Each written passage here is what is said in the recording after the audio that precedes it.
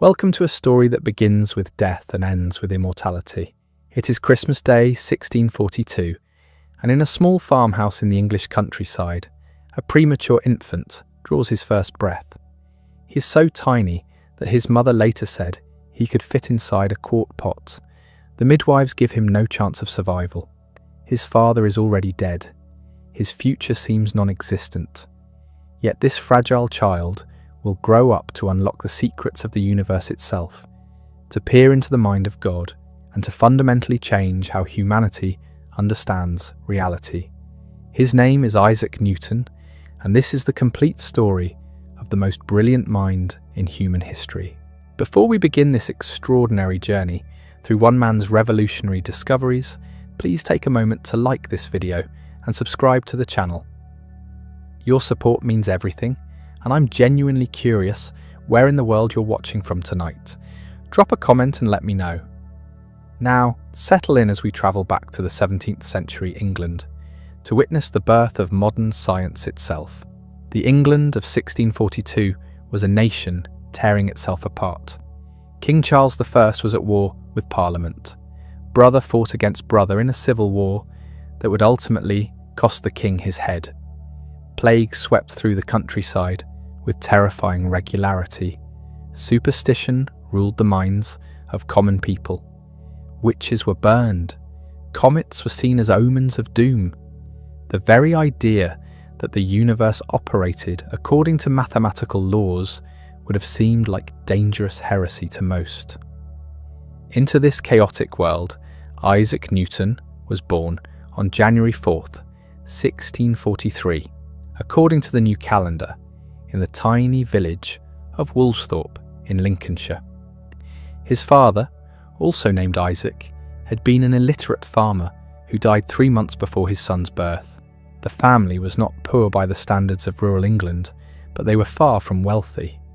They owned a modest stone farmhouse and some land, enough to survive but nothing more. Hannah Ayscough Newton, Isaac's mother, was left to raise her impossibly small infant alone. The boy was so premature that she could hold him in her cupped hands. Local women whispered that he would not live to see his first birthday, but Isaac Newton would prove them spectacularly wrong. The child who would one day explain the motion of planets was himself barely moving in those first months. He was weak, sickly, and showed no early signs of the genius that lay dormant within him. For 3 years, mother and son lived together in the farmhouse, a bond forming that would profoundly shape Newton's character. But when Isaac was 3 years old, everything changed. Hannah remarried a wealthy rector named Barnabas Smith, a man 30 years her senior. The marriage came with a terrible condition. Smith would not have the boy in his house. Isaac was left behind with his maternal grandmother, while his mother moved away to start a new life. The abandonment was devastating. At the age when most children are learning to trust the world, Isaac learned that those he loved most could disappear without warning. He would carry this wound for the rest of his life, becoming a man who trusted no one completely, who worked alone, and who guarded his discoveries with obsessive secrecy. The little boy left with his grandmother developed a fierce independence and a burning anger that would fuel his intellectual pursuits for decades to come. His grandmother, Marjorie Ayscough, did her best to care for him, but she was an elderly woman trying to manage a farm while raising a difficult child. Isaac showed early signs of mechanical genius, building windmills, water clocks, and sundials with startling precision, but he also showed signs of the emotional damage from his abandonment. At age 7, he wrote in a notebook a list of his sins, and among them was this chilling entry, threatening my father and mother Smith to burn them and the house over them. The rage was already there, waiting to be channeled. When Isaac was 10 years old, his stepfather died, and his mother returned to Woolsthorpe with 3 new children from her second marriage. The reunion was awkward and painful. Isaac had spent 7 formative years learning to live without her. Now she was back, but she was no longer entirely his. He had half-siblings who had enjoyed the mother's love that he had been denied. The family dynamics were complex and troubled. setting patterns of isolation and mistrust that would define Newton's adult relationships. Hannah Newton was a practical woman who expected her eldest son to follow in his father's footsteps as a farmer. She pulled him out of the local grammar school at age 12 and brought him home to learn the business of managing land and livestock. It was a disaster. Isaac had no interest in farming and even less aptitude for it. He was caught reading books when he should have been watching sheep. He built elaborate contraptions instead of mending fences. His mother's brother, William Ayscough, a graduate of Cambridge University, recognised that this boy was wasting away in the countryside. He convinced Hannah to send Isaac back to school. At 14, Isaac returned to the King's School in Grantham, where he had briefly studied before. This time, he threw himself into learning with an intensity that amazed his teachers. He mastered Latin and Greek with ease. He read voraciously, everything from classical texts to contemporary works on mathematics and natural philosophy. But it was his mechanical abilities that truly set him apart. He built working models of machines, created intricate drawings with mathematical precision, and began to show the first signs of the revolutionary thinking that would change the world. The headmaster of the King's School, Henry Stokes, recognised Isaac's extraordinary potential. When the time came for university, Stokes personally intervened to ensure that this brilliant but difficult young man would have his chance.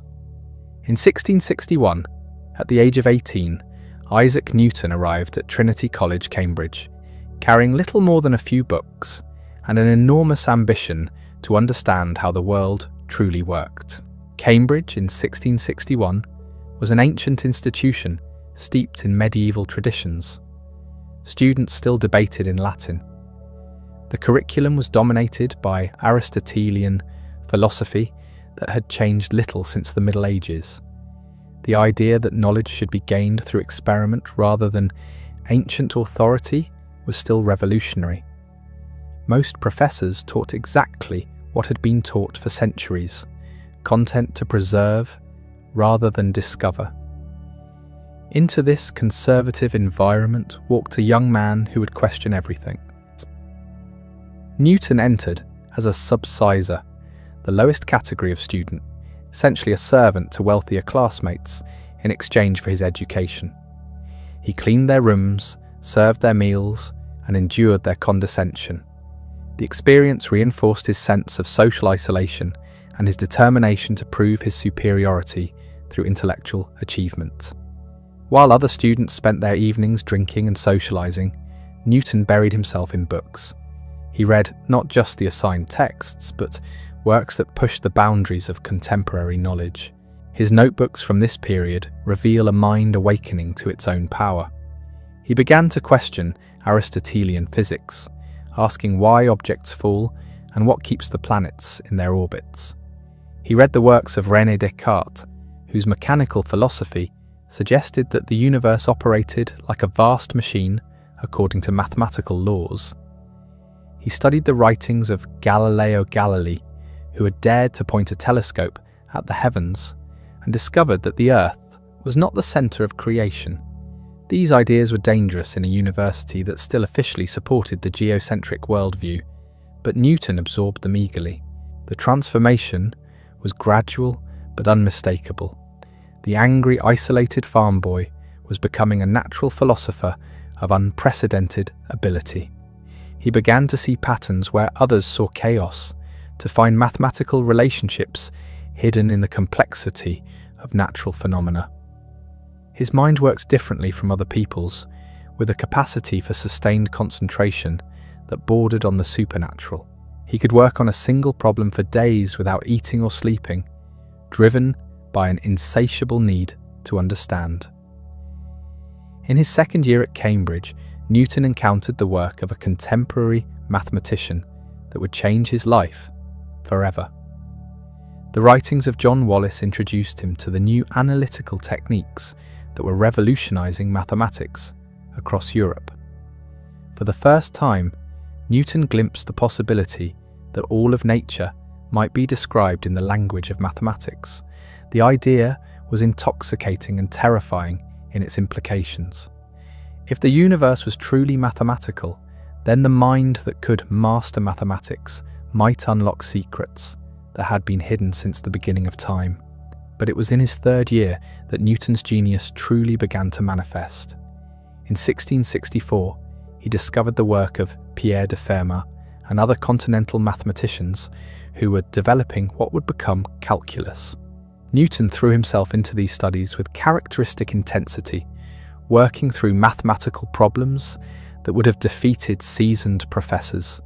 His notebooks filled with original discoveries, innovations that pushed mathematics into entirely new territories. He was teaching himself at a level that few universities could provide.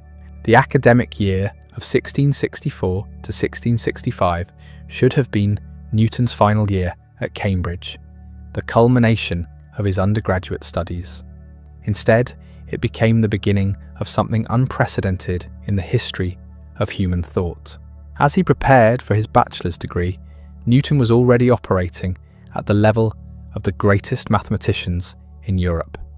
His mind was primed for discovery, his mathematical tools were sharp, and his ambition was limitless.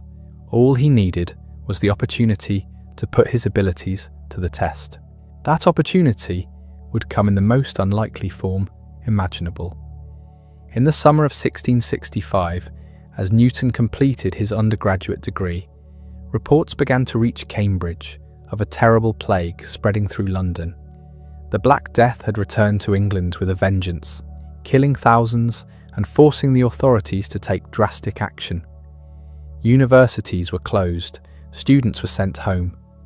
The intellectual life of the nation ground to a halt as people fled the cities for the supposed safety of the countryside. Newton returned to Woolsthorpe, to the same farmhouse where he had been born, carrying with him a collection of books and mathematical instruments. He expected to wait out the plague for a few months before returning to Cambridge to pursue his master's degree.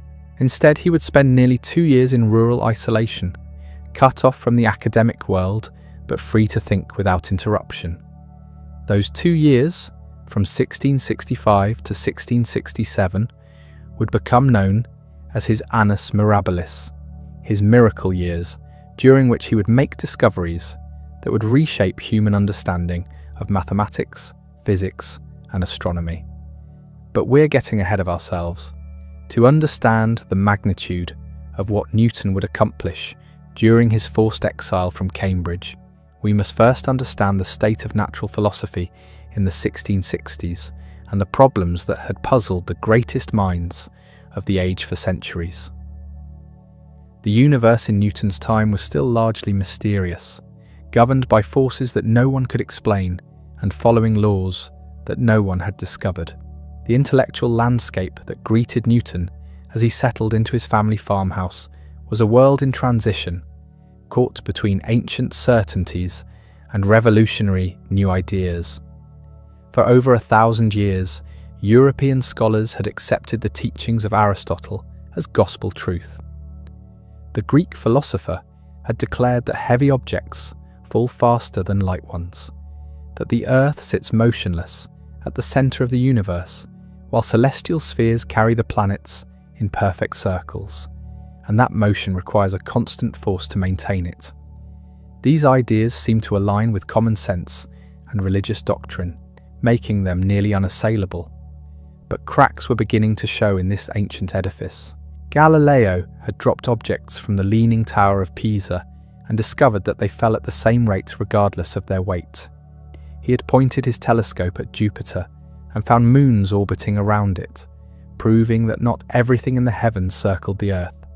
Johannes Kepler had studied the motion of Mars with painstaking precision and concluded that planets moved in ellipses, not circles, and that they sped up and slowed down in their orbits according to mathematical laws that no one could explain. The Catholic Church had forced Galileo to recant his support for the Copernican system, but the damage was done. The Earth was no longer the centre of creation. The heavens were no longer perfect and unchanging. The universe was far stranger and more complex than anyone had imagined. Yet even the boldest natural philosophers of the 1660s could only describe what they observed. They could not explain why the planets moved as they did, or what invisible force kept them in their orbits, or how the same laws that governed falling apples might also govern the motion of the moon. Newton arrived at Woolsthorpe, carrying these unsolved mysteries in his mind, like seeds waiting for the right conditions to grow. The plague had inadvertently created the perfect environment for genius to flourish. There were no lectures to attend, no professors to please, no social obligations to fulfill.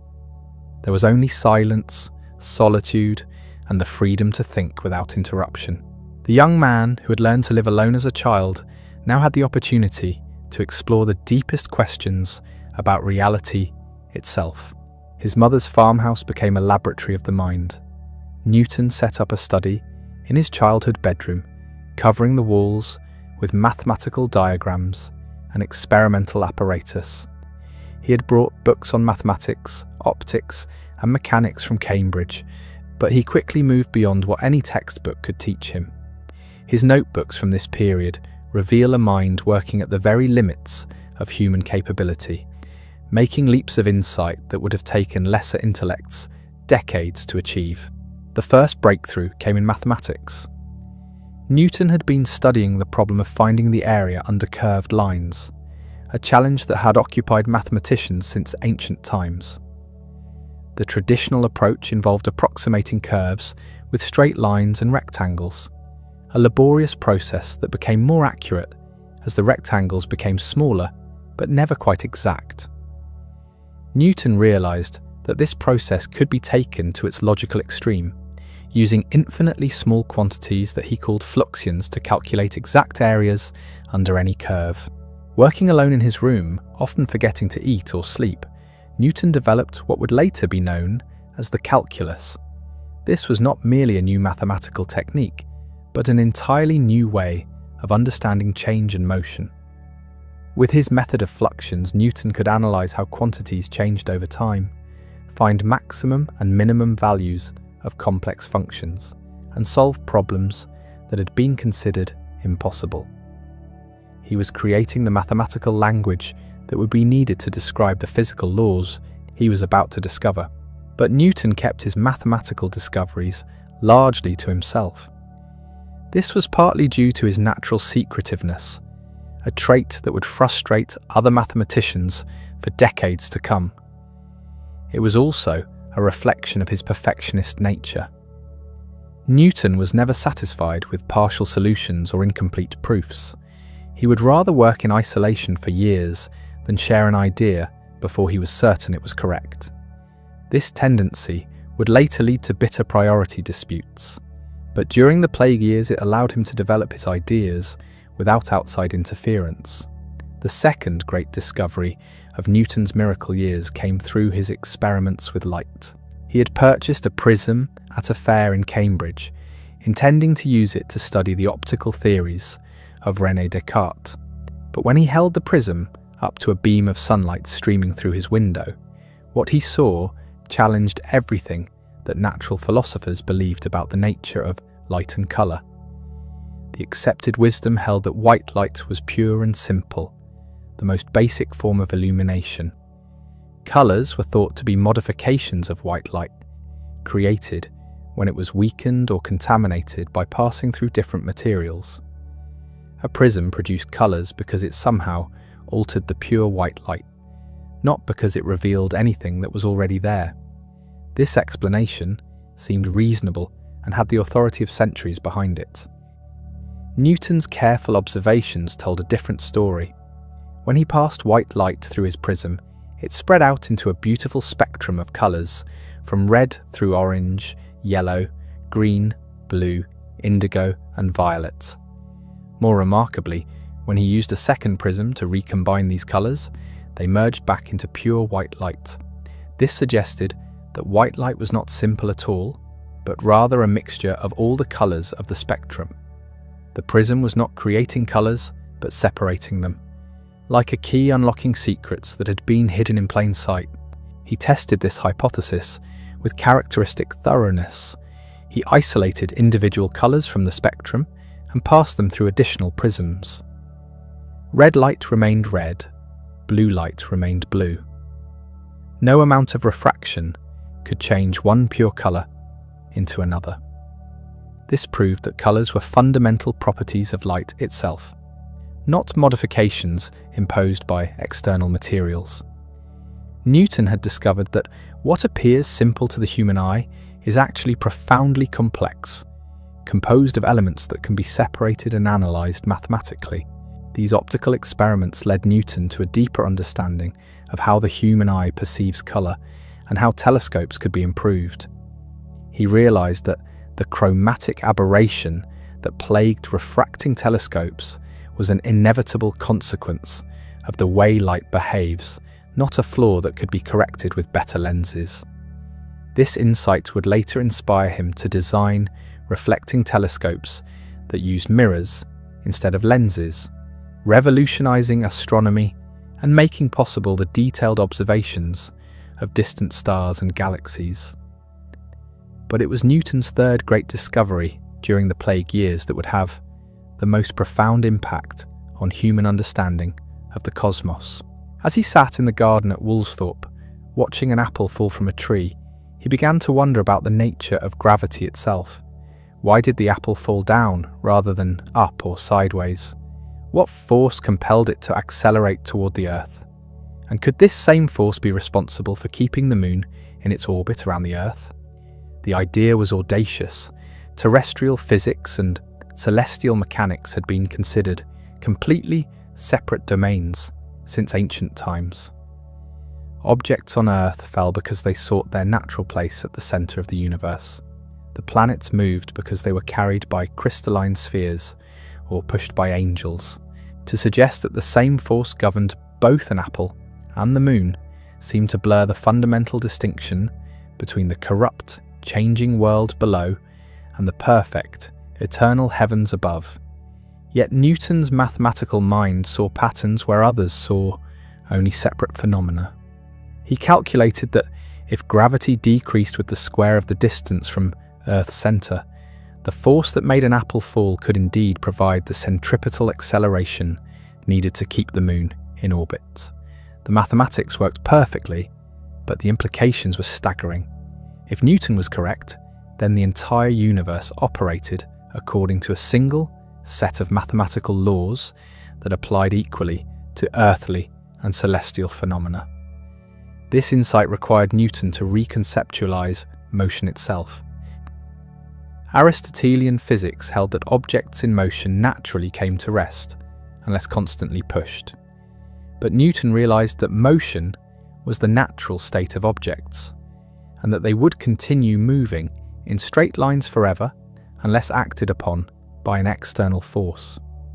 This principle, which would become his first law of motion, meant that the planets did not need to be pushed along their orbits. They needed only to be pulled constantly toward the Sun to curve their natural straight-line motion into elliptical paths. The young man working alone in a Lincolnshire farmhouse had glimpsed something unprecedented in human history. He had seen the mathematical unity underlying all physical phenomena. The same equations that described falling apples also governed the motion of planets, comets, and tides. The universe was not a collection of separate realms operating by different rules, but a single, magnificent system following laws that could be discovered and expressed in mathematical form. These revelations came to Newton not as sudden flashes of inspiration, but as the result of intense, sustained thought. He would work on a single problem for days or weeks, filling notebook after notebook with calculations, diagrams, and geometric proofs. His concentration was so complete that his mother often found his meals untouched, the food cold and forgotten, while he pursued some mathematical insights. He was driven by an almost mystical conviction that the secrets of creation could be unlocked through pure reason and careful observation. By the end of 1666, Newton had laid the groundwork for discoveries that would transform mathematics, physics, and astronomy. He had invented calculus, explained the nature of light and colour, and formulated the basic principles of what would become his theory of universal gravitation. He was 24 years old, working in complete isolation, and he had already accomplished more than most scientists achieve in entire careers. Yet he told no one about his discoveries. The shy, secretive young man preferred to work alone, testing and refining his ideas until they met his impossibly high standards. The plague that had driven Newton from Cambridge was beginning to subside by early 1667. Reports from London indicated that the death toll was dropping and that normal life was gradually resuming. Universities were preparing to reopen their doors to students and faculty who had been scattered across the English countryside. Newton faced a choice that would determine the course of his future. He could remain at Woolsthorpe, continuing his private investigations into the nature of reality, or he could return to Cambridge and begin the challenging process of sharing his discoveries with the world. His discoveries with the world. The decision to return to Cambridge was not made lightly. Newton had tasted the pure freedom of intellectual discovery, the intoxicating experience of pushing into uncharted territories of knowledge without the constraints of academic bureaucracy or the need to justify his work to skeptical professors. At Woolsthorpe, he had been free to follow his thoughts wherever they led, to spend weeks on a single calculation, to abandon conventional wisdom whenever his experiments contradicted it. The prospect of returning to the rigid structure of university life, with its formal lectures and prescribed curriculum, must have seemed like a kind of intellectual imprisonment. Yet Newton understood that isolation, however productive, could only take him so far. The discoveries he had made during his miracle years needed to be tested against the scrutiny of other minds, refined through debate and criticism, and ultimately shared with the world. Science, even for a genius of Newton's calibre, was ultimately a collaborative endeavour.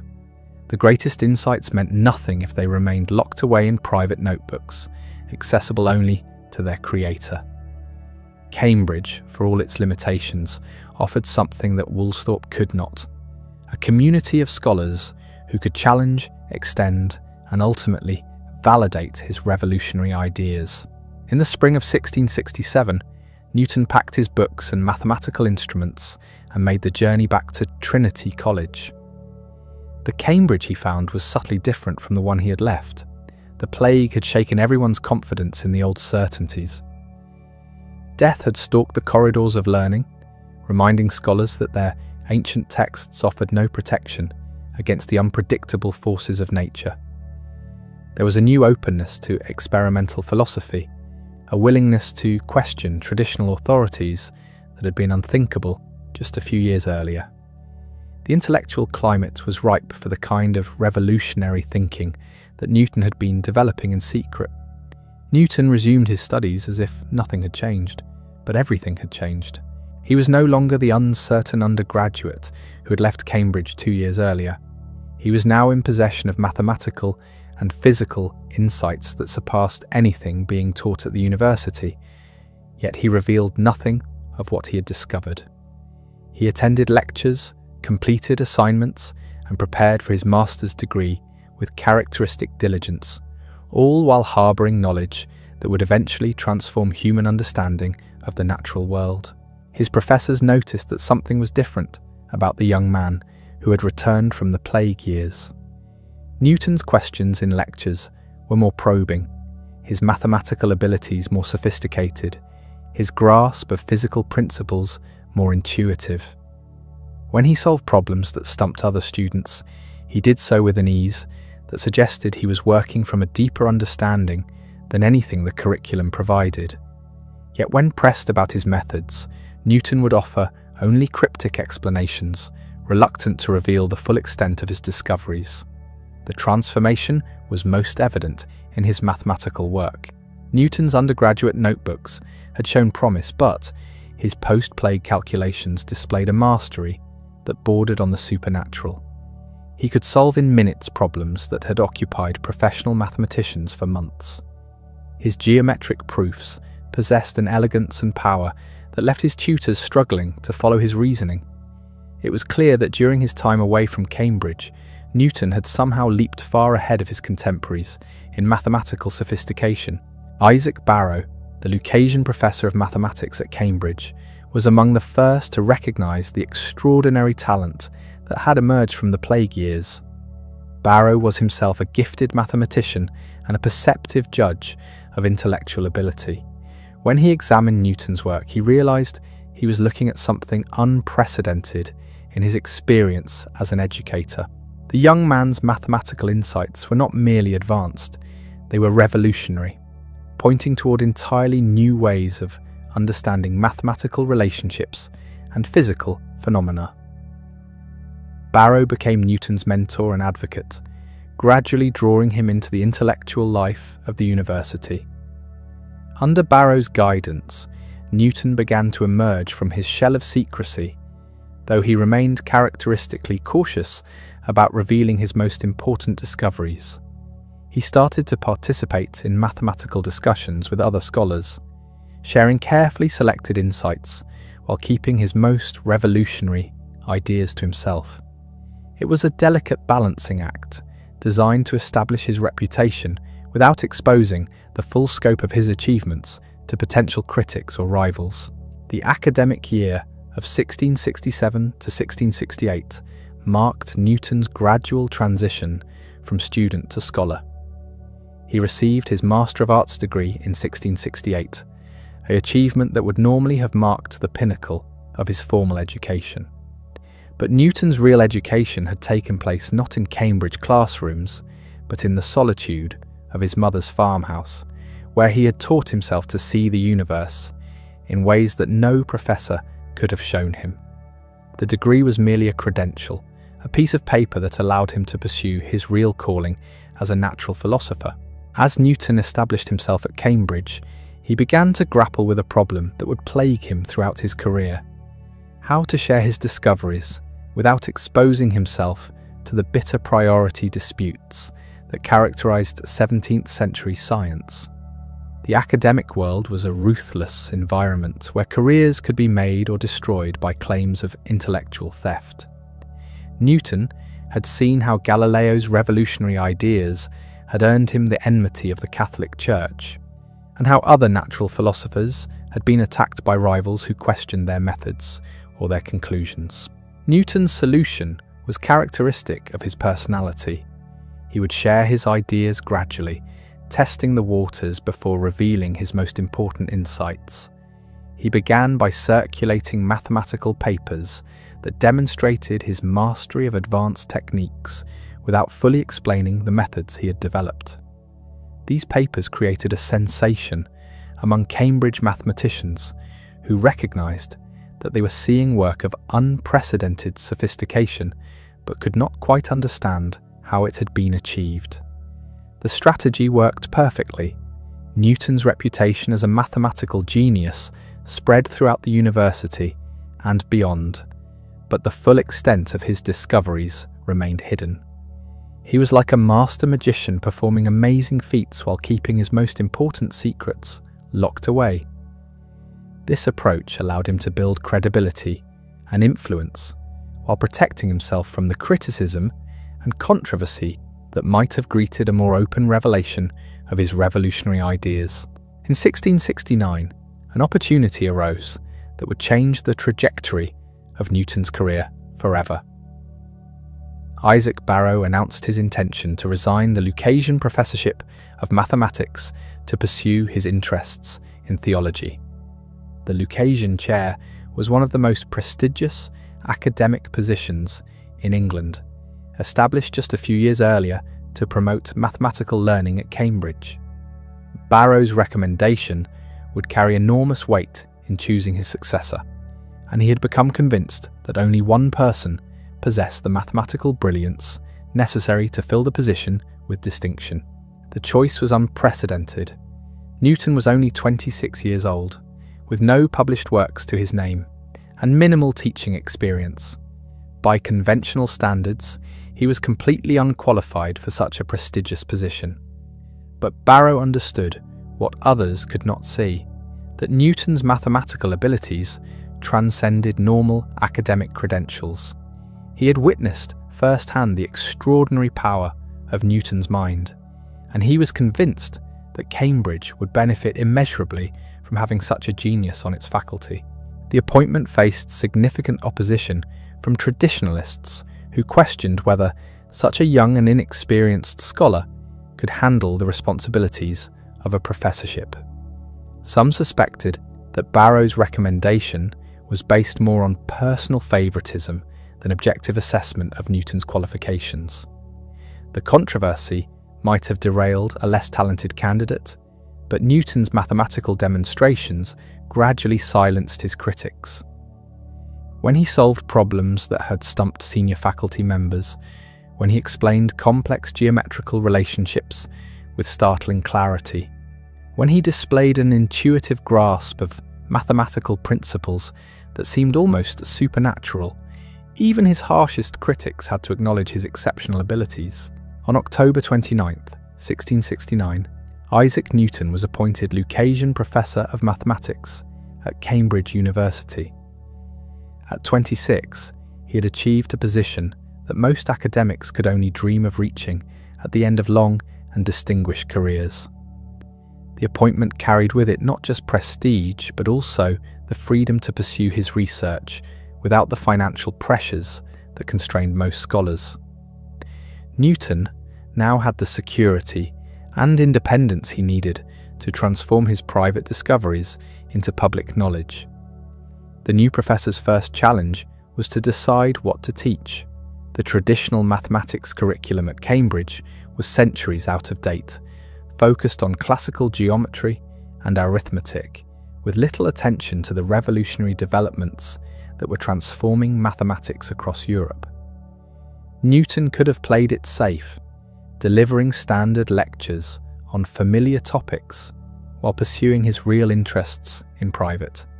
Instead, he chose to use his position as a platform for introducing his students to the cutting edge of mathematical thinking. Newton's early lectures were unlike anything Cambridge had ever seen. He presented his audience with problems that pushed the boundaries of contemporary mathematics, demonstrated techniques that seemed almost magical in their power and elegance, and opened windows onto mathematical landscapes that most students had never imagined existed.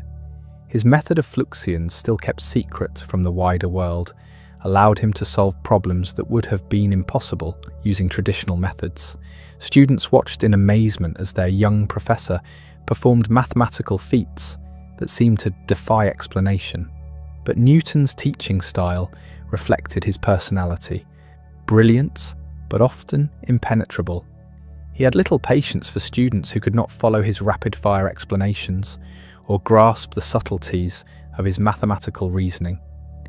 His lectures were delivered to increasingly empty halls as students found themselves overwhelmed by material that was far beyond their preparation.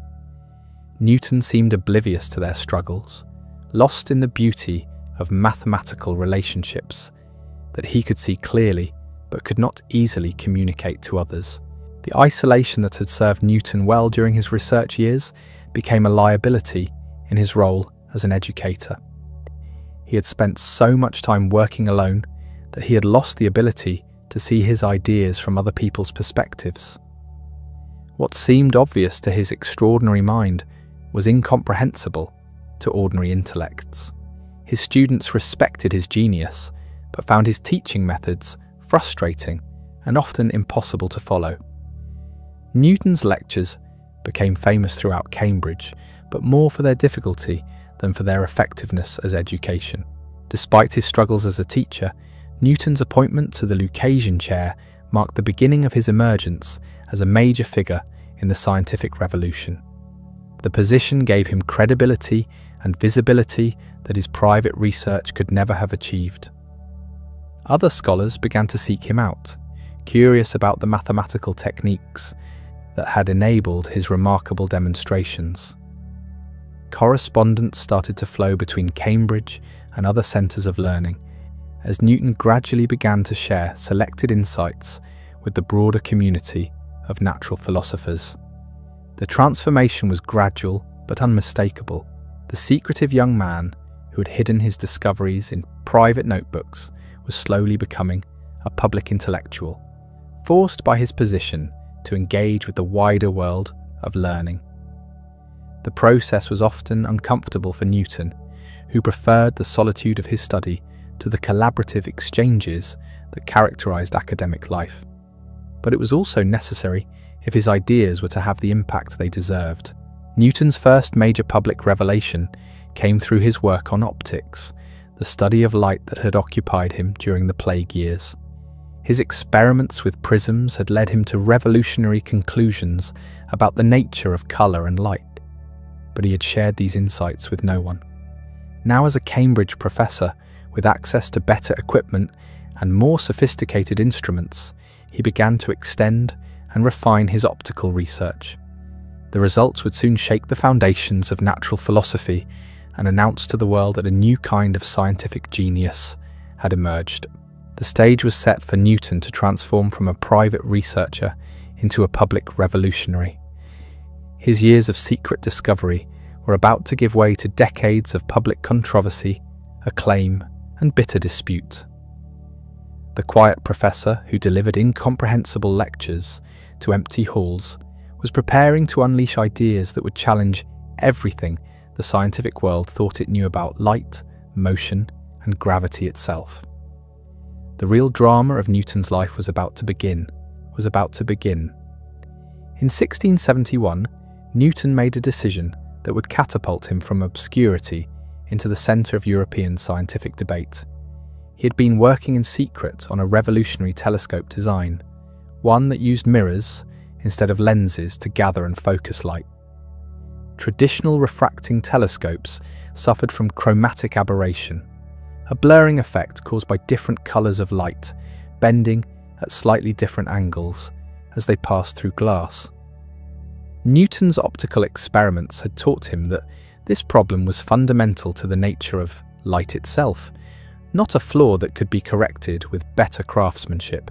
His reflecting telescope was tiny compared to the massive instruments used by professional astronomers, measuring only 6 inches long with a mirror just over an inch in diameter. Yet it performed as well as refracting telescopes 6 feet in length.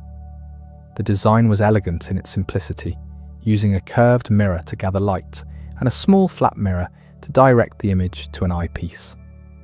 The result was a sharp, clear image, free from the colour distortions that plagued conventional telescopes. Word of Newton's remarkable instrument spread quickly through Cambridge and beyond. The Royal Society of London, England's premier scientific organisation, requested a demonstration. When Newton's little telescope was presented to the assembled fellows, it created a sensation. Here was proof that the young Cambridge professor possessed not just theoretical knowledge, but practical genius as well. The telescope worked better than instruments costing many times more to build. The Royal Society was so impressed that they elected Newton as a Fellow in 1672, an extraordinary honour for a man who had published nothing and was known outside Cambridge only through rumours of his mathematical abilities. The election opened doors that had been closed to Newton throughout his career. He now had access to a network of natural philosophers across Europe, men who were grappling with the same fundamental questions about the nature of reality that had occupied his thoughts for years. But Newton's triumph came with an unexpected price. The Royal Society requested that he share the theoretical principles behind his telescope's superior performance.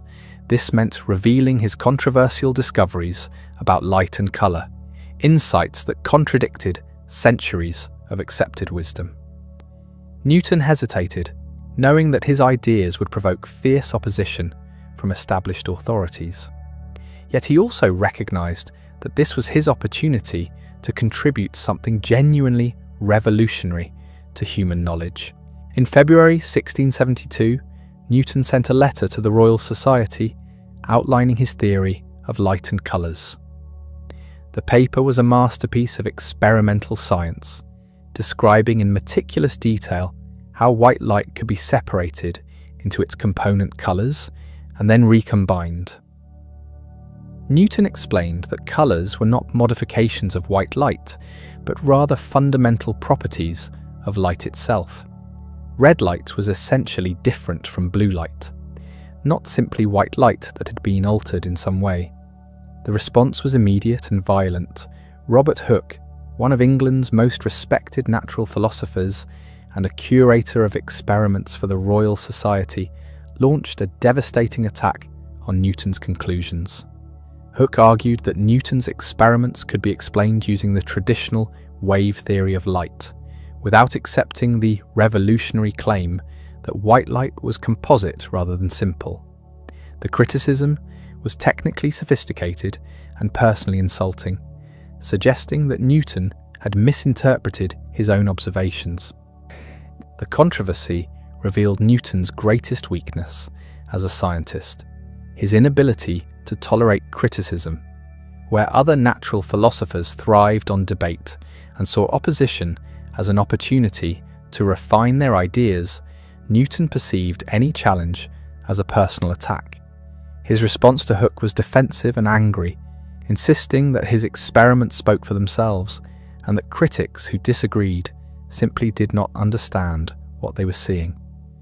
The exchange escalated into a bitter feud that would poison relations between the two men for decades.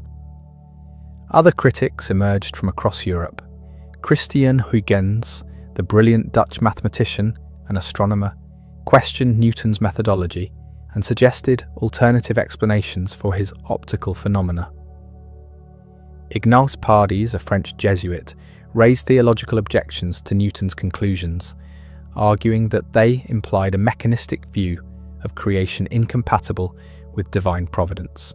Each criticism stung Newton deeply, reinforcing his natural tendency towards secrecy and isolation. The optical controversy taught Newton a painful lesson about the price of scientific fame. Recognition brought with it scrutiny, and scrutiny brought criticism from men who were determined to defend their own theories and reputations.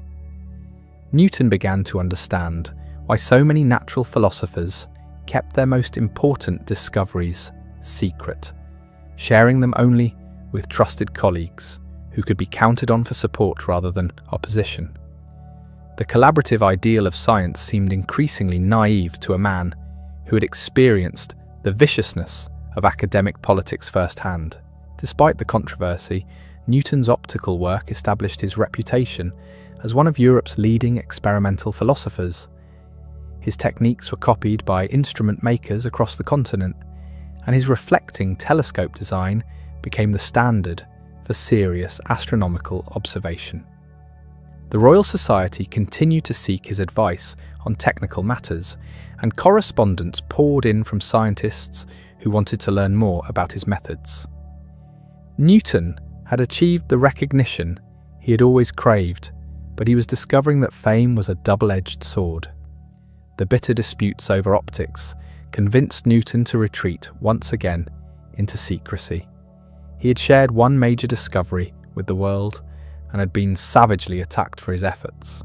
His other great insights, particularly his work on mathematics and mechanics, remained locked away in private notebooks, where they could not be subjected to criticism or appropriation by rivals.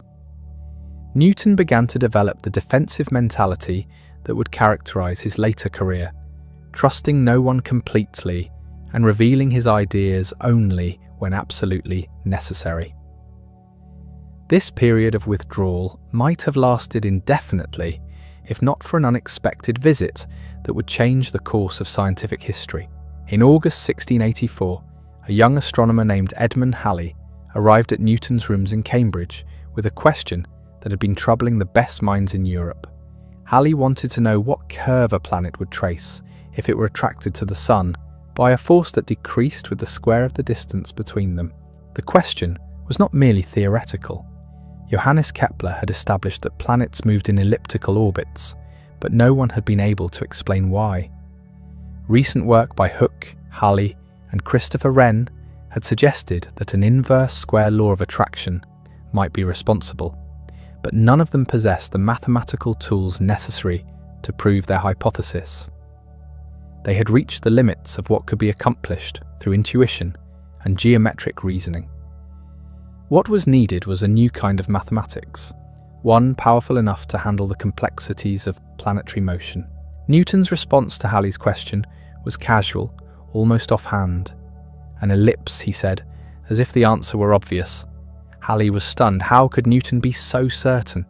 Had he proved this remarkable result? Newton replied that he had indeed proved it years earlier, but he could not immediately find the calculation among his papers. He promised to send a demonstration to Halley as soon as he could locate or reconstruct the proof. What Halley did not realize was that he had stumbled upon one of the greatest scientific secrets in history. Newton had not merely solved the problem of planetary motion, he had developed an entire system of mechanics that explained the behavior of all moving objects, from falling apples to orbiting comets. The mathematics he had created during the plague years, combined with his insights into the nature of force and motion, had given him the key to understanding the mechanical universe that Descartes and others had dreamed of but never achieved. The promised demonstration that Newton sent to Halley in November 1684 was a 9-page treatise titled De Motu Corporum in Gyrum, or On the Motion of Bodies in an Orbit. The paper was unlike anything that had ever been written about celestial mechanics.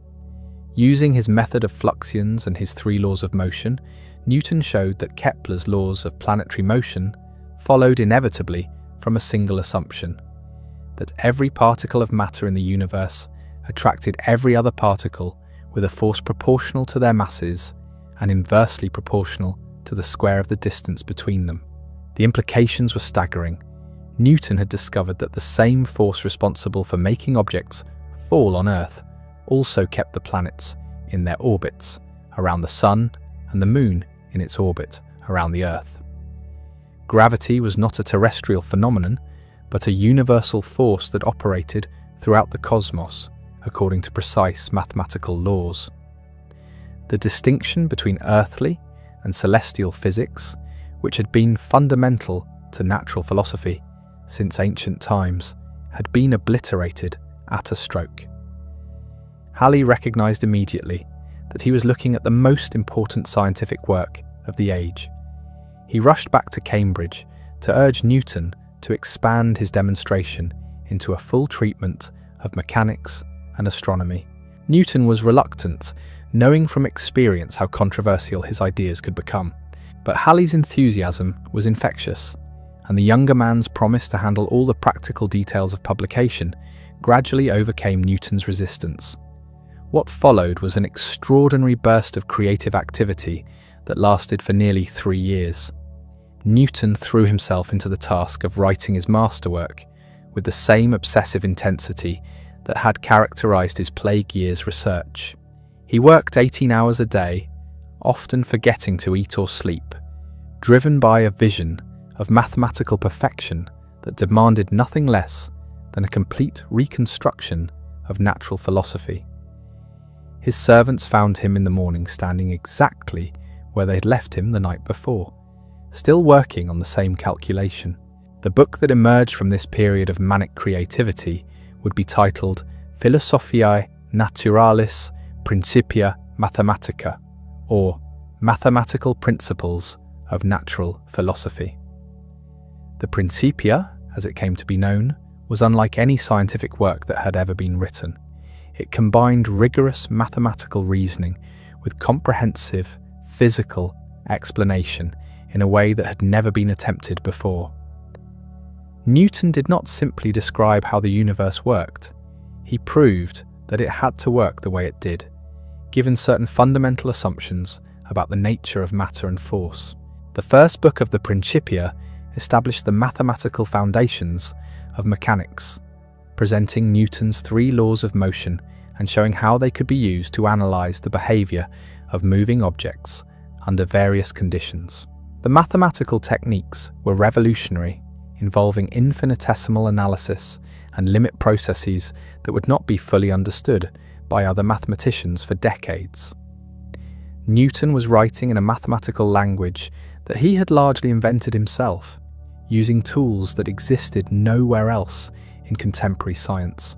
The second book dealt with motion in resisting media, analysing how objects moved through air, water, and other fluids.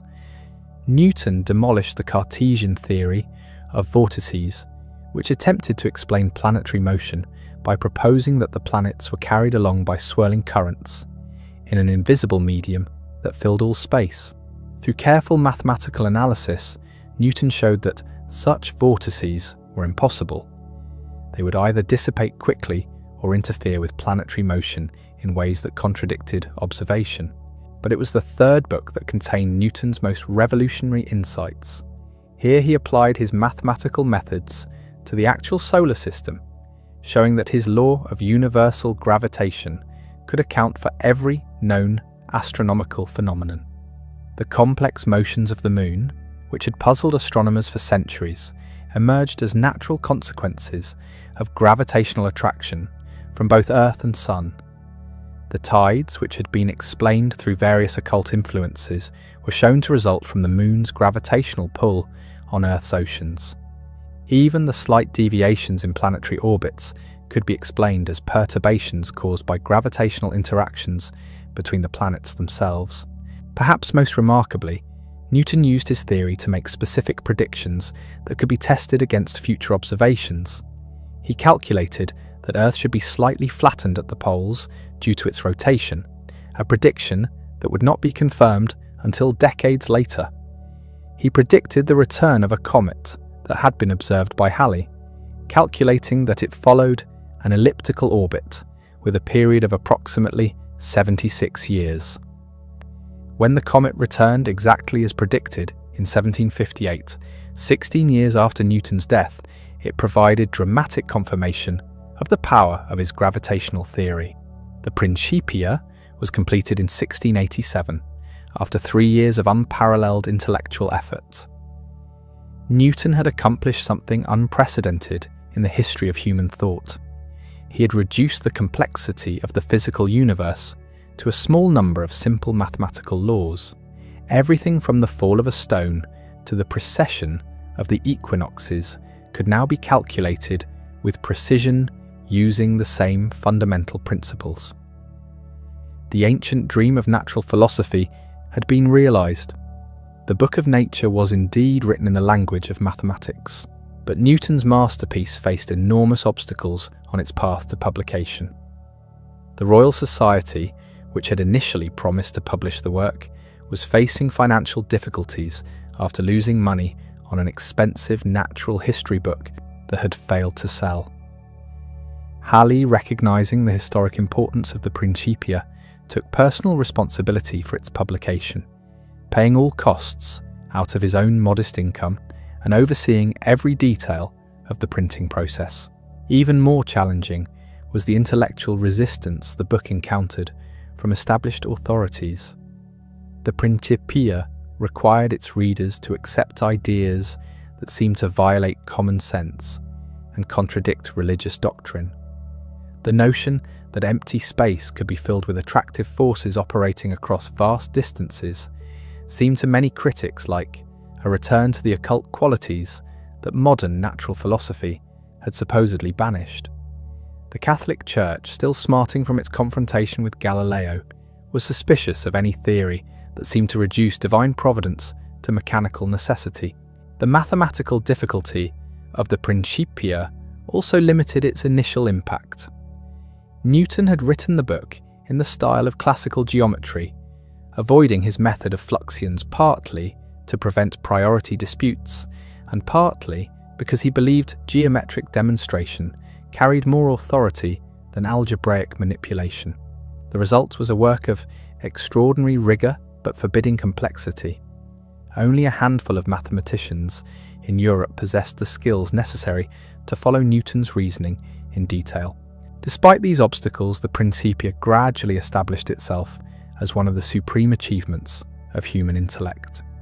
Those who could understand it recognized that Newton had accomplished something unprecedented, creating a mathematical description of nature that was both comprehensive and precise.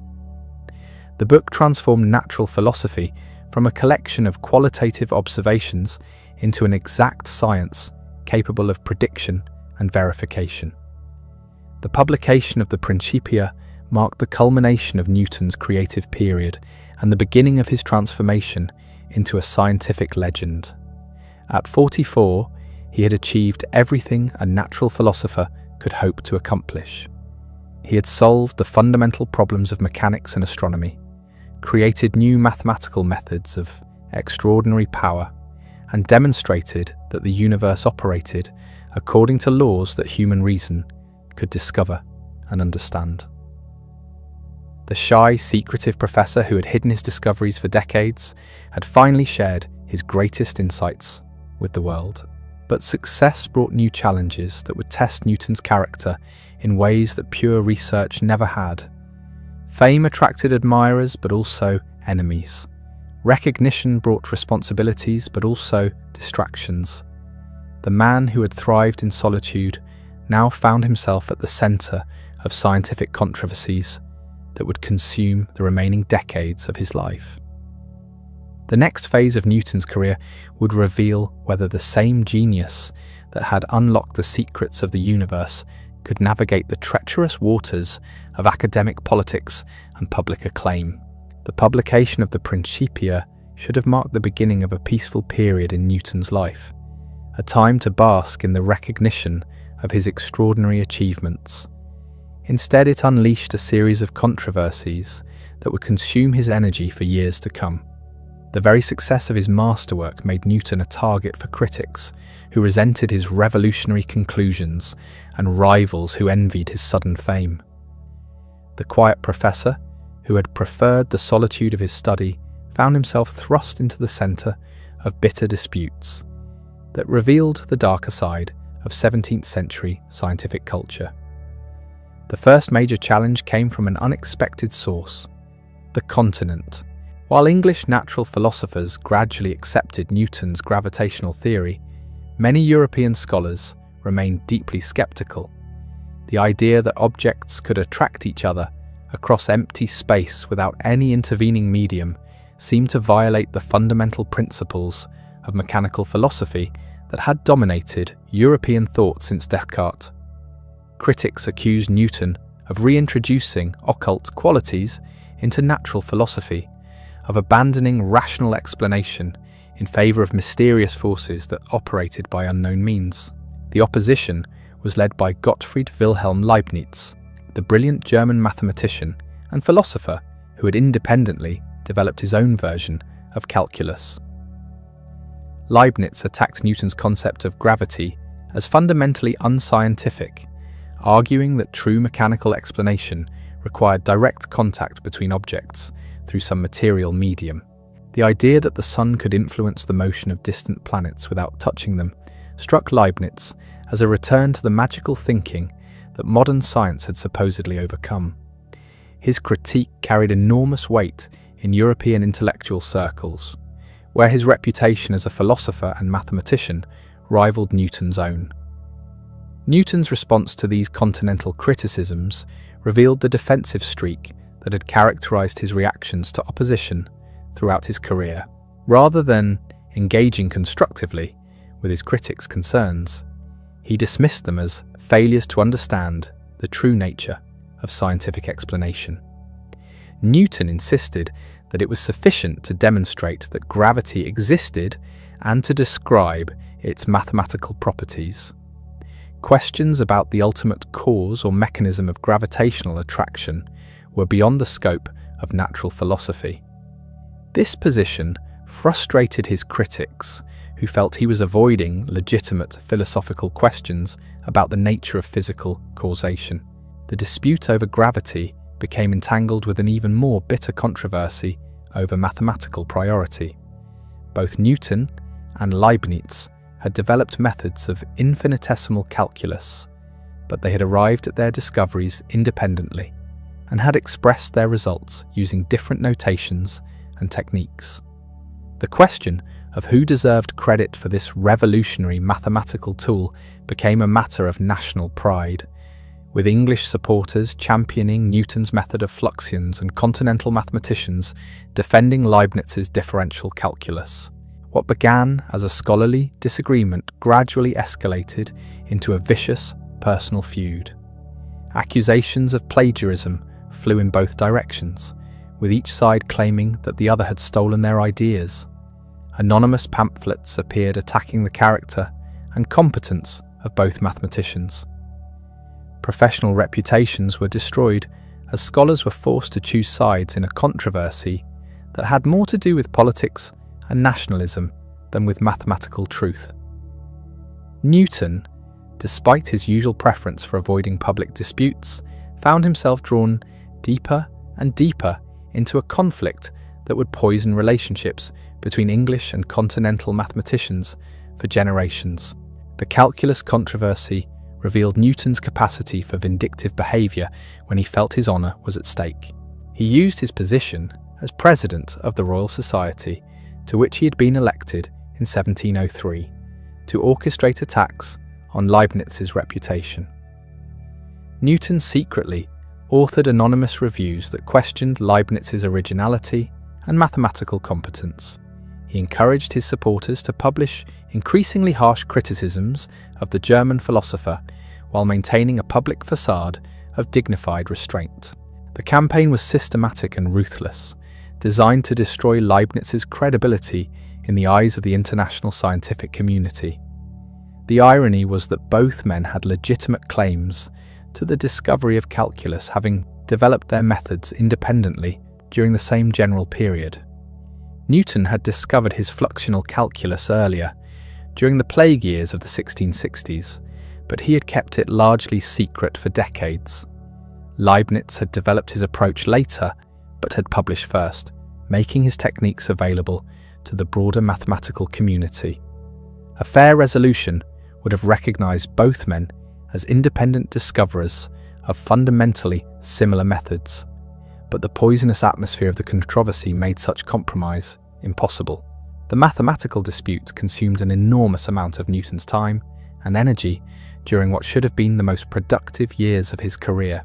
Instead of pursuing new research or refining his existing theories, he found himself writing polemical letters, coaching supporters, and plotting strategies to discredit his rival. The man who had unlocked the secrets of the universe was reduced to petty academic warfare, squandering his genius on battles that ultimately served no one's interests. Meanwhile, Newton's personal life was undergoing significant changes that reflected his growing status and wealth. In 1696, he accepted an appointment as Warden of the Royal Mint, a lucrative position that required him to oversee the recoinage of England's currency. The job was supposed to be largely ceremonial, but Newton characteristically threw himself into the work with the same intensity he had brought to his scientific research. He personally tracked down counterfeiters, reformed minting procedures, and established quality controls that dramatically improved the reliability of English currency. The position at the Mint marked Newton's transition from academic to public servant, from theoretical scientist to practical administrator. He moved from Cambridge to London, taking up residence in a house on St. Martin's Street that reflected his newfound prosperity and social standing. The sparse accommodations of his university rooms gave way to elegant furnishings, fine art, and an extensive library that became a gathering place for London's intellectual elite. Newton was transforming himself from a provincial professor into a metropolitan gentleman. His social circle expanded to include politicians, aristocrats, and wealthy merchants who valued his reputation as much as his conversation. Newton learned to navigate the complex world of London society, attending dinner parties, hosting salons, and cultivating relationships with powerful patrons who could advance his interests. The shy, awkward young man who had struggled to relate to his Cambridge students was becoming a polished courtier, capable of charming duchesses and impressing government ministers. Yet success in the wider world came at a cost to Newton's scientific productivity. The administrative demands of the mint, combined with his social obligations and ongoing controversies, left little time for original research. The man who had revolutionized natural philosophy during his years of solitude found it increasingly difficult to concentrate on fundamental questions when his attention was constantly diverted by practical concerns and personal disputes. The transition from scholar to public figure was professionally rewarding but intellectually limiting. Newton's changing circumstances also affected his relationships with other natural philosophers. His position as president of the Royal Society gave him enormous influence over the direction of English science, but it also made him a target for ambitious rivals who sought to challenge his authority. Younger scientists who might once have sought his mentorship now saw him as an obstacle to their own advancement. The collaborative spirit that had characterized his early work with Halley and other supporters gave way to a more hierarchical relationship between Newton and his contemporaries. The most significant of these new relationships was with Roger Cotes, a brilliant young mathematician at Cambridge, who helped prepare the second edition of the Principia for publication. Cotes possessed the mathematical sophistication to understand Newton's most advanced techniques, but he also brought fresh perspectives that helped clarify some of the more obscure passages in the original work. The collaboration between the aging master and his gifted disciple produced significant improvements to the text, making Newton's ideas more accessible to a broader audience of readers. The second edition of the Principia, published in 1713, reflected Newton's mature understanding of his own theories and his growing confidence in their universal applicability. He added new sections dealing with lunar theory, tidal calculations, and the motion of comets, demonstrating the extraordinary range of phenomena that could be explained using his gravitational principles.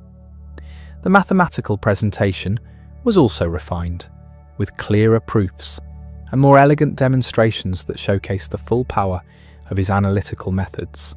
But even as Newton was consolidating his scientific legacy, new challenges were emerging that would test his theories in unexpected ways. Astronomical observations were revealing small discrepancies between predicted and observed planetary motions, raising questions about the completeness of his gravitational theory. The discovery of new comets with unusual orbits suggested that the solar system might be more complex than his original calculations had assumed. Critics seized on these anomalies as evidence that Newton's system, despite its impressive successes, was not the final word on celestial mechanics. Newton responded to these challenges with characteristic thoroughness, undertaking detailed calculations to account for the newly discovered phenomena. He developed more sophisticated methods for analyzing the complex gravitational interactions between multiple bodies, recognizing that the idealized two-body problems he had solved in the original Principia were only approximations to the messy realities of the actual solar system. The work was mathematically demanding and conceptually difficult, requiring him to extend his analytical techniques in ways that pushed the boundaries of contemporary mathematics. The effort to perfect his gravitational theory consumed Newton's remaining creative energies and demonstrated both the power and limitations of his scientific method. On one hand, his ability to account for increasingly subtle astronomical effects showed that his basic insights about universal gravitation were fundamentally correct.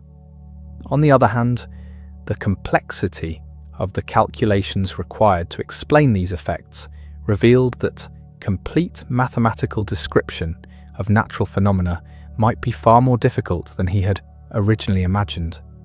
The universe was proving to be even more intricate than the mind that had first unlocked its secrets. As Newton entered his 70s, he began to grapple with questions about his legacy and the ultimate meaning of his scientific achievements. The man who had spent his life studying the physical universe found himself increasingly drawn to theological and philosophical questions about the nature of divine providence and the relationship between scientific knowledge and religious faith. These interests were not new. Newton had been studying biblical chronology, alchemy, and theology throughout his career. But his advancing age and growing awareness of mortality gave these pursuits a new urgency and intensity. Newton's theological writings revealed a mind as systematic and rigorous in its approach to scripture as it had been in its analysis of planetary motion. He applied the same critical methods that had served him so well in natural philosophy to questions of biblical interpretation, attempting to establish accurate chronologies and to reconcile apparent contradictions in sacred texts. The results were controversial, leading him to conclusions about the nature of the Trinity and the development of Christian doctrine that placed him outside the mainstream of Anglican orthodoxy. The tensions between Newton's scientific and religious interests reflected broader questions about the relationship between reason and revelation that were central to Enlightenment thought. His gravitational theory had demonstrated the power of mathematical analysis to explain natural phenomena, but it had also raised disturbing questions about the role of divine intervention in the physical world. If the universe operated according to precise mathematical laws, what need was there for continuing divine providence? Had Newton's science eliminated God from the natural world, or had it revealed the mathematical mind behind creation? These philosophical questions would outlive Newton himself, becoming central to debates about science and religion that continued long after his death. But for Newton personally, they represented an attempt to integrate the different aspects of his intellectual life into a coherent worldview that could encompass both his scientific discoveries and his religious convictions. The man who had unified celestial and terrestrial physics was seeking to achieve a similar synthesis between natural and revealed knowledge, between the book of nature and the book of scripture. As the 1720s progressed, Newton's health began to decline noticeably. The intense intellectual labour that had characterised his entire career was taking its toll on his ageing body. He suffered from kidney stones, digestive problems, and periods of mental confusion that interfered with his ability to work. The man whose mind had once operated with supernatural clarity found himself struggling to concentrate on complex problems that would have been routine challenges in his prime. The approaching end of his extraordinary life was beginning to cast shadows over his final years. Yet even in decline, Newton remained a formidable presence in the scientific world. His authority was so great that few dared challenge his conclusions directly, and his approval could make or break the careers of younger natural philosophers. The Royal Society continued to seek his guidance on technical questions, and foreign scholars made pilgrimages to London, hoping for audiences with the legendary discoverer of universal gravitation. Newton had become not just a scientist, but a scientific institution, a living symbol of the power of human reason to comprehend the natural world. The final chapter of Newton's life was approaching, but his influence on human thought was just beginning to unfold. The mathematical methods he had developed, the physical principles he had discovered, and the philosophical questions he had raised would shape scientific inquiry for centuries to come. The shy boy from Woolsthorpe, who had learned to live alone, had given humanity tools for understanding the cosmos that would outlast empires and transform civilizations. The recognition that his time was drawing short did not diminish Newton's intellectual appetite. Despite his failing health, he continued to revise his theories, correspond with mathematicians across Europe, and pursue the theological studies that had fascinated him since his youth. His house on St. Martin's Street became a shrine of sorts, visited by pilgrims from across the continent who came to pay homage to the man who had explained the clockwork of the heavens. These visitors often found an elderly gentleman whose physical frailty belied the sharp intelligence that still burned behind his eyes. Newton's daily routine in these final years reflected a lifetime of disciplined inquiry. He He rose early, spending his mornings reviewing correspondence from fellow natural philosophers who sought his opinion on various technical questions. The problems they brought him ranged from practical matters of engineering and navigation to theoretical puzzles about planetary motion and optical phenomena. Though his responses were sometimes delayed by periods of illness, they retained the mathematical precision and logical rigor that had characterized his work for 6 decades. The afternoons were often devoted to his theological investigations, a passion that had grown stronger with age. Newton's study of biblical prophecy and church history had convinced him that he was living through the final age of the world, a period when divine truth would be revealed through both natural and scriptural investigation. He spent countless hours calculating the dates of biblical events, attempting to construct a chronology that would reconcile sacred and secular history. These efforts produced manuscripts that filled dozens of volumes, works that would remain largely unpublished for centuries after his death. His approach to theology displayed the same systematic methodology that had made his physics revolutionary. Newton treated scripture as a text to be analysed with the same care he had once applied to the motion of comets. He cross-referenced different biblical passages, compared variant readings in ancient manuscripts, and attempted to establish the original meaning of prophetic texts that had been corrupted by centuries of misinterpretation. The result was a reconstruction of Christian doctrine that challenged many orthodox beliefs, particularly regarding the nature of Christ and the Trinity. These heterodox conclusions remained largely private during Newton's lifetime. He understood that public revelation of his anti-Trinitarian beliefs could destroy his reputation and possibly lead to charges of heresy. The man who had fearlessly challenged Aristotelian physics was more cautious when it came to questioning Christian orthodoxy. His theological manuscripts were carefully hidden, shared only with a few trusted correspondents who could appreciate their scholarly merit while understanding the dangers of their content. The contrast between Newton's public acclaim and his private doubts reflected the complex relationship between science and religion in early 18th century England. While his gravitational theory had been celebrated as proof of divine wisdom and design, Newton himself worried that his discoveries might be leading humanity away from proper reverence for God.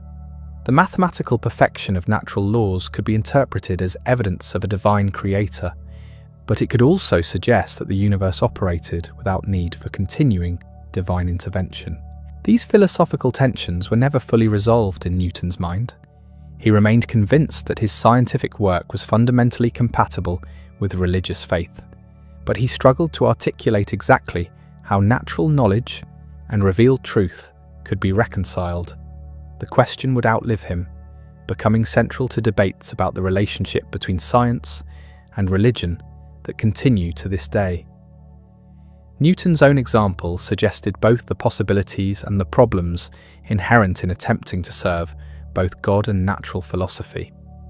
As word of Newton's declining health spread through London's intellectual community, visitors began arriving with increasing frequency to pay their respects to the aging master. These pilgrimages revealed the extraordinary influence his work had achieved across Europe. French mathematicians who had once dismissed his theories now sought his blessing for their own investigations. German philosophers who had criticized his concept of gravity came to acknowledge his genius, even while maintaining their theoretical objections. Italian astronomers brought observations that confirmed his predictions with ever greater precision. The conversations that took place in Newton's study during these final years provide glimpses of a mind still grappling with fundamental questions about the nature of reality. Visitors reported that he remained deeply troubled by the philosophical implications of action at a distance, the mysterious force that allowed objects to attract each other across empty space. Though he had successfully described the mathematical properties of gravitation, he never stopped wondering about its ultimate cause and mechanism. Newton's famous declaration that he did not feign hypotheses about the cause of gravity reflected not indifference to the question, but rather a principled restraint about speculating beyond what could be mathematically demonstrated. He had learned from bitter experience that premature theorizing could lead to endless controversies that obscured rather than clarified scientific truth. Better to establish what could be proven and leave deeper questions for future generations equipped with more sophisticated tools of analysis. This methodological conservatism masked a bolder vision of scientific progress that Newton shared only with his closest associates. He believed that his work represented merely the beginning of humanity's conquest of natural knowledge, the first successful assault on mysteries that had puzzled philosophers since ancient times. Future scientists would build upon his foundations, developing more powerful mathematical techniques and discovering new physical principles that would eventually explain everything from the smallest particles of matter to the largest structures of the cosmos. The confidence underlying this vision stemmed from Newton's recognition that he had achieved something unprecedented in human history. By demonstrating that diverse natural phenomena obeyed the same mathematical laws, he had proved that the universe was fundamentally intelligible to human reason. The same mind that could count apples could also calculate the orbits of planets. The same mathematical principles that governed falling stones also determined the motion of distant comets. This unity suggested that all of nature might eventually yield its secrets to sufficiently persistent and clever investigation. Yet Newton also understood the limitations of individual genius. His own achievements had been possible only because he had built upon the work of predecessors like Galileo, Kepler, and Descartes. Future progress would require similar collaboration across generations, with each scientist contributing pieces to an ever-growing mosaic of understanding. The man who had worked in such isolation during his most creative years had come to appreciate the collective nature of scientific enterprise. This recognition led Newton to take increasing interest in the education of younger natural philosophers who might carry forward his work. Though he had never been an effective teacher, in the traditional sense, he began to see himself as responsible for ensuring that his methods and insights would survive his death. He spent considerable effort preparing definitive versions of his major works, adding explanatory notes and clearer demonstrations that would make his ideas more accessible to future readers.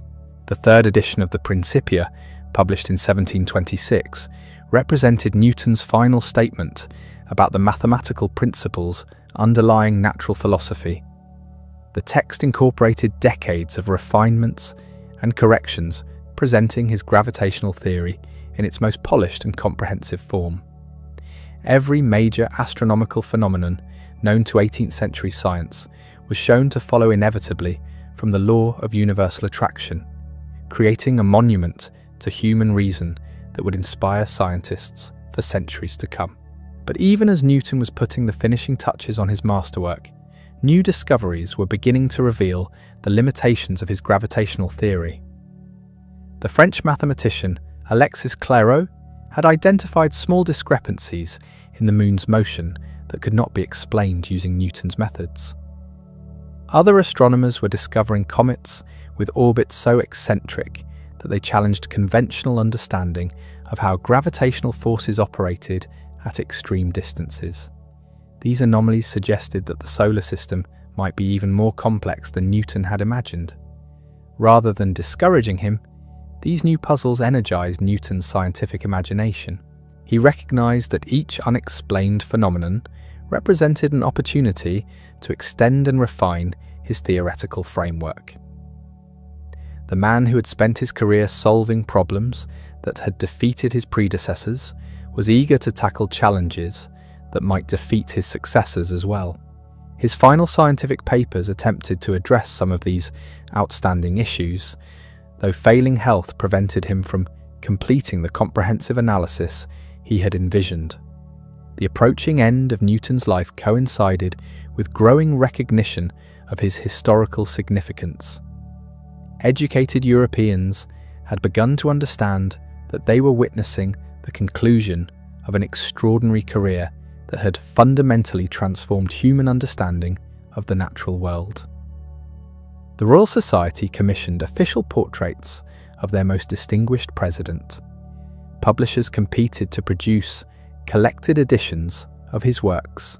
Scholars began writing biographical accounts that would preserve the story of his discoveries for posterity.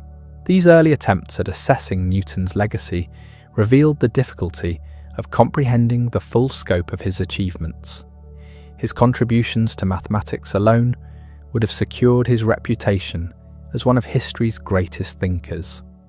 His optical discoveries had revolutionized understanding of light and color while enabling practical advances in telescope design. His mechanical principles had solved problems in physics that had puzzled natural philosophers for centuries, and his gravitational theory had unified celestial and terrestrial phenomena in a way that seemed to reveal the mathematical mind of God himself. Yet perhaps Newton's most important legacy lay not in any specific discovery, but in the methodological approach he had pioneered. By combining mathematical analysis with careful experimental observation, he had created a new way of investigating natural phenomena that would become the foundation of modern science.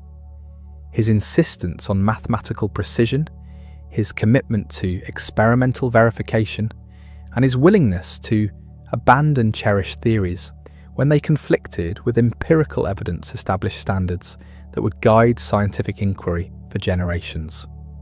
The influence of Newton's methodology extended far beyond natural philosophy. Economists began applying mathematical techniques to analyze market behavior. Political theorists sought to discover the laws governing human societies. Even theologians attempted to use Newtonian principles to understand divine providence and human salvation. The conviction that rigorous analysis could unlock the secrets of any domain of experience became one of the defining characteristics of Enlightenment thought. This broader cultural impact reflected Newton's success in demonstrating that human reason possessed almost unlimited power to comprehend reality. The same intellectual faculties that enabled ordinary people to navigate daily life could also, when properly disciplined and directed, penetrate the deepest mysteries of existence.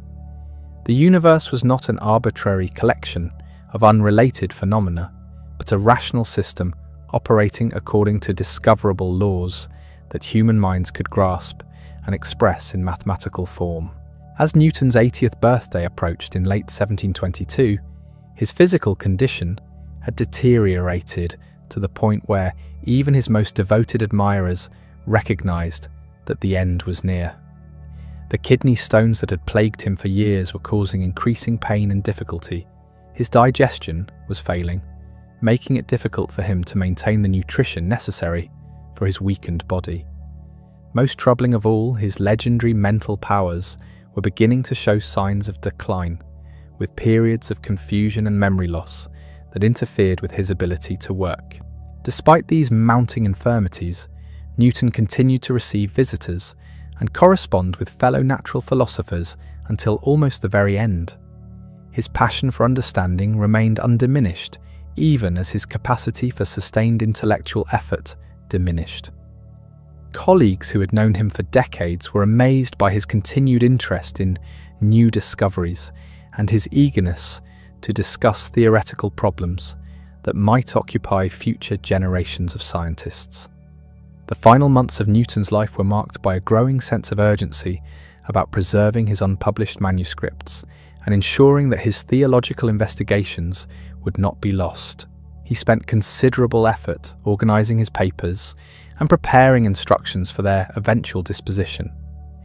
The man who had kept so many secrets during his lifetime was finally ready to entrust his most private thoughts to posterity.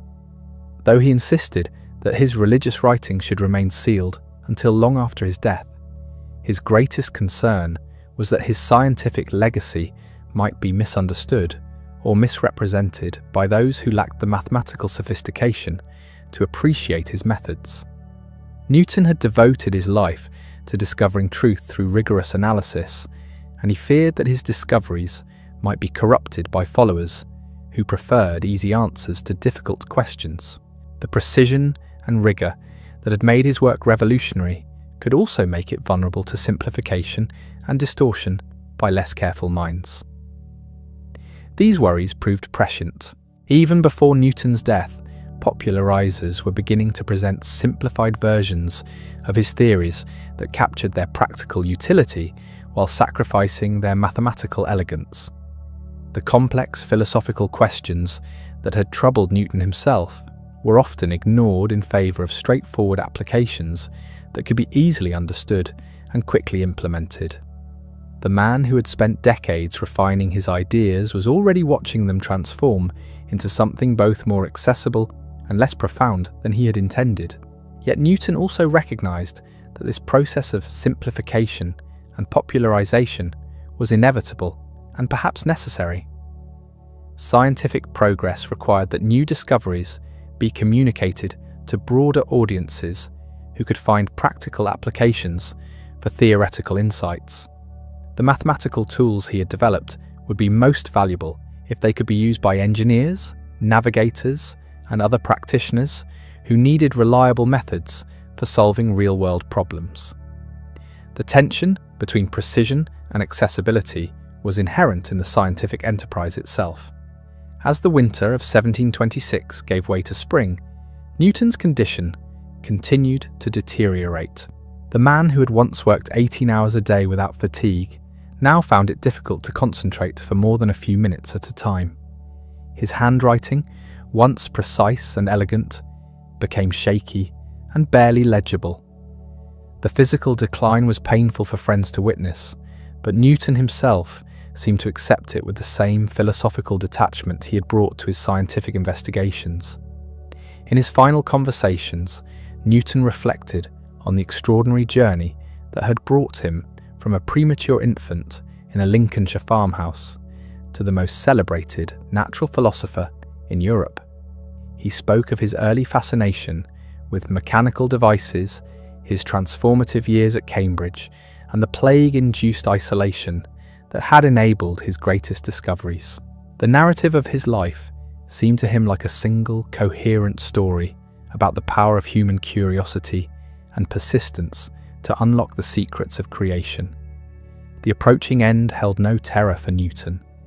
His theological studies had convinced him that death was merely a transition to a higher state of existence, where the limitations of mortal understanding would be transcended. The man who had spent his life studying the mathematical laws governing the physical universe looked forward to discovering whatever principles might govern spiritual reality. His faith in the ultimate rationality of existence remained unshaken by the prospect of his own mortality.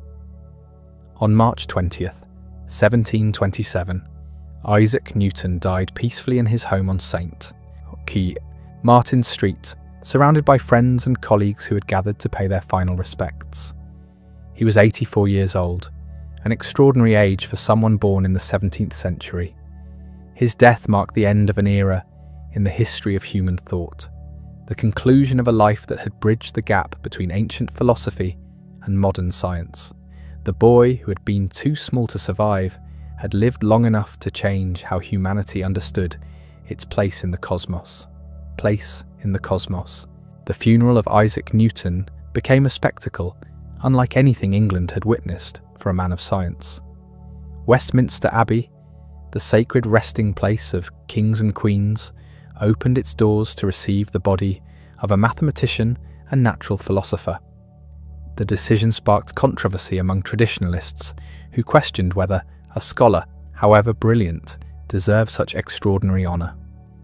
But Newton's supporters understood that they were burying more than a man. They were laying to rest the mind that had fundamentally altered humanity's understanding of reality itself. The procession through London streets drew crowds of unprecedented size. Nobles and commoners alike lined the route, eager to witness the final journey of the man who had explained the motion of planets and unlocked the secrets of light. The Lord Chancellor served as chief pallbearer, accompanied by dukes and earls who had competed for the privilege of honouring Newton's memory. The Royal Society marched in formation, their ceremonial robes a testament to the institutional power that natural philosophy had achieved under Newton's leadership. Inside Westminster Abbey, the greatest minds of the age gathered to pay tribute to their departed colleague. Edmund Halley, now an elderly man himself, wept openly as he recalled the young professor who had casually mentioned that planets moved in ellipses. Roger Coates delivered a eulogy that attempted to capture the magnitude of Newton's intellectual achievements, though he acknowledged that no words could adequately express what had been lost. The ceremony was both a celebration of extraordinary accomplishment and a recognition that an irreplaceable voice had been silenced forever. The tomb, erected for Newton, reflected the reverence in which he was held by his contemporaries. Elaborate sculptures depicted scenes from his discoveries, with allegorical figures representing mathematics, astronomy, and natural philosophy, mourning the loss of their greatest champion. The Latin inscription proclaimed that mortals should rejoice that such a man had lived among them, a sentiment that captured the almost religious awe that Newton's work had inspired. Here lay not just a scientist, but a prophet of reason who had revealed divine truth through mathematical analysis. Yet even as Newton's body was laid to rest, his ideas were beginning a new phase of their existence. The Principia, which had been read by only a handful of mathematicians during Newton's lifetime, started to reach broader audiences through translations and popular expositions. French encyclopedists seized upon Newtonian mechanics as proof that human reason could comprehend all aspects of reality. German philosophers incorporated his insights into systematic accounts of knowledge and existence.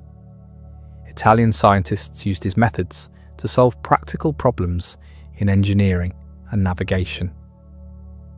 The transformation of Newton's legacy began almost immediately after his death. Voltaire, who had witnessed Newton's funeral during his exile in England, returned to France as an evangelist for the dead philosopher's revolutionary approach to natural investigation. His popular writings portrayed Newton as the greatest genius in human history, a man whose discoveries had definitively proved the superiority of empirical science over traditional authority. The complex, secretive individual who had struggled with theological doubts was reimagined as a heroic figure of Enlightenment rationality. This process of mythologization served important cultural purposes, but also distorted understanding of Newton's actual methods and motivations. The man who had spent decades studying alchemy and biblical prophecy was presented as a pure rationalist who relied solely on mathematical analysis and experimental observation. His theological investigations, which had occupied as much of his time as his scientific work, were either ignored or dismissed as unfortunate aberrations that detracted from his real achievements. The Newton of popular imagination bore only partial resemblance to the complicated historical figure. The selective interpretation of Newton's legacy reflected broader tensions within Enlightenment thought about the relationship between reason and faith. Progressive thinkers wanted to claim Newton as proof that science could replace religion as humanity's guide to truth. Conservative voices insisted that his discoveries actually demonstrated the wisdom and power of divine creation. Both sides found evidence to support their positions in Newton's writings, though neither acknowledged the profound ambiguity that had characterized his own understanding of these questions. Meanwhile, Newton's mathematical and physical insights were being developed by a new generation of natural philosophers who possessed neither his genius nor his philosophical reservations. Leonhard Euler extended Newton's mechanics to solve increasingly complex problems in astronomy and engineering. Joseph Louis Lagrange reformulated Newtonian principles using analytical techniques that were more powerful than the geometric methods Newton had preferred. Pierre-Simon Laplace applied probabilistic analysis to celestial mechanics, creating a comprehensive system that could predict astronomical phenomena with unprecedented precision. These developments represented both the fulfillment and the transcendence of Newton's vision. His dream of reducing natural philosophy to mathematical form was being realized more completely than he had imagined possible. Yet the new mathematics was so sophisticated that it moved far beyond anything Newton himself had conceived. The students had surpassed their master, using tools he had created to explore territories he had never entered. The revolution he had begun was continuing without him. The practical applications of Newtonian science began to transform daily life in ways that validated his confidence in the power of mathematical analysis. Navigation became more accurate as astronomers used his gravitational theory to predict the positions of celestial bodies with extraordinary precision. Engineers applied his mechanical principles to design more efficient machines and stronger buildings. Military experts used his ballistics calculations to improve artillery accuracy. The abstract mathematics that Newton had developed in solitude was proving its worth in countless practical applications. These technological advances had profound social and economic consequences. Improved navigation enabled the expansion of global trade that would fuel industrial development. Better engineering made possible the construction of canals, bridges, and factories that transformed the landscape of Europe. More accurate timekeeping, based on Newton's analysis of pendulum motion, coordinated increasingly complex economic activities.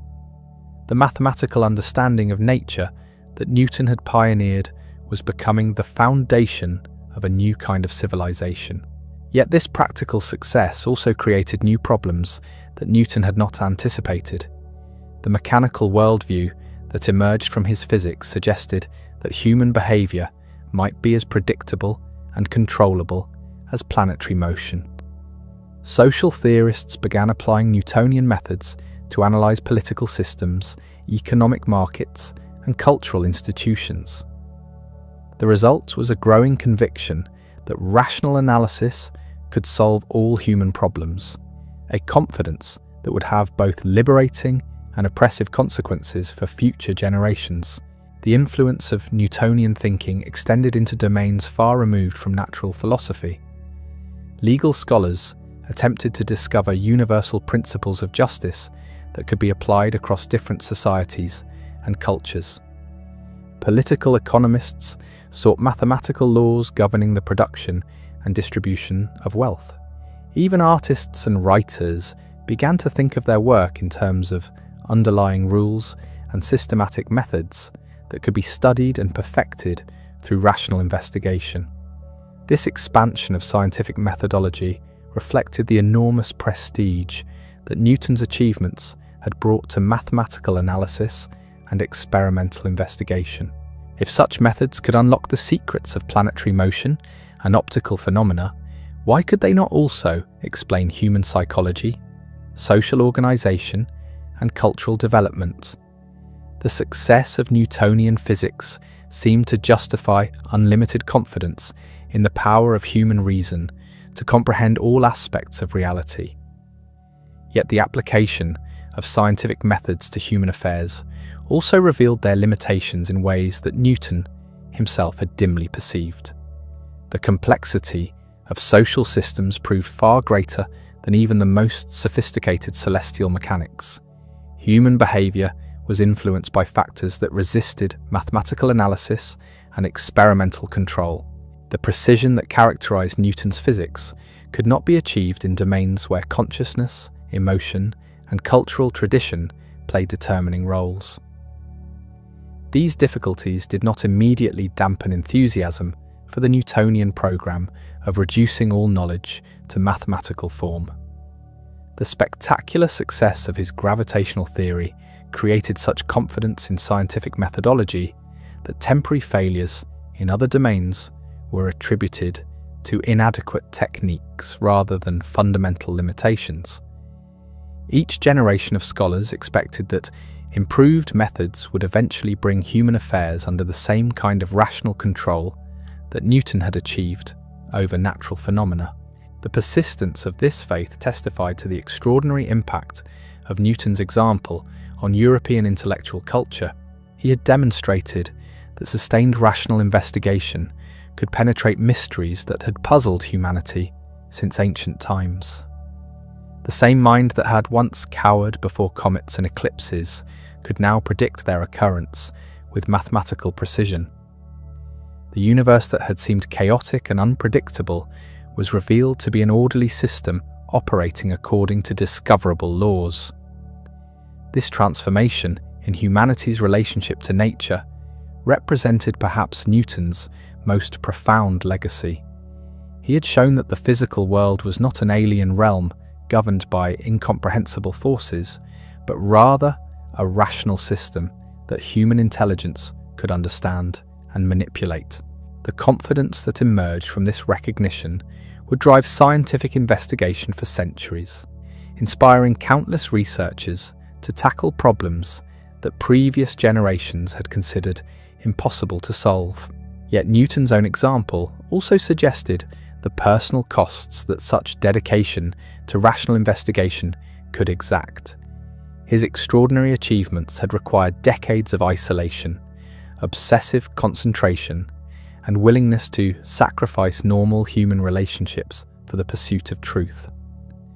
The man who had unlocked the secrets of the universe had remained largely a mystery to those who knew him best. His legacy raised troubling questions about whether intellectual greatness necessarily required emotional isolation. The Newton, who emerged from historical accounts written in the decades after his death, was a figure both inspiring and cautionary. His discoveries had proved the power of human reason to comprehend natural phenomena, but his life had also demonstrated the psychological difficulties that could accompany such intense intellectual focus.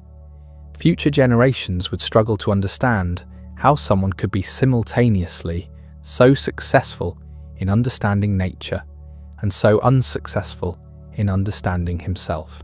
These biographical puzzles reflected deeper philosophical questions about the relationship between scientific knowledge and human wisdom.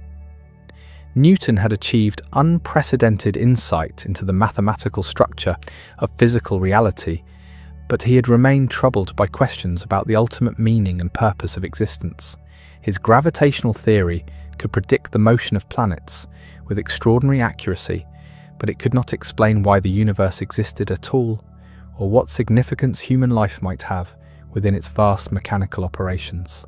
The tension between scientific explanation and existential meaning would become one of the central problems of modern thought, a legacy of the intellectual revolution that Newton had initiated.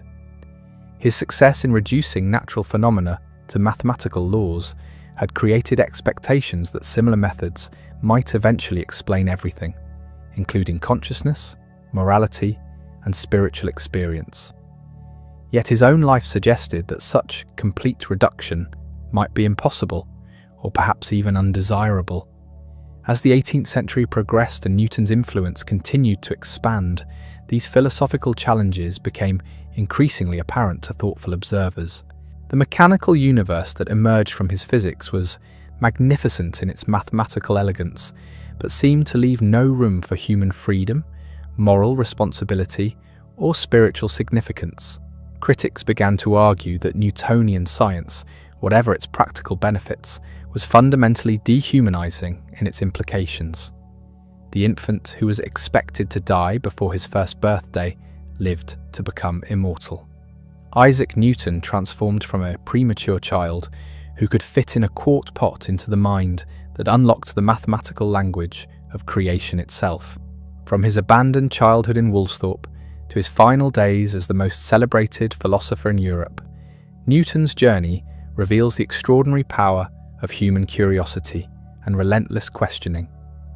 His legacy lives on not just in the equations that bear his name, but in every moment we dare to ask why the universe works as it does, proving that the greatest discoveries come to those who refuse to accept that anything is beyond understanding.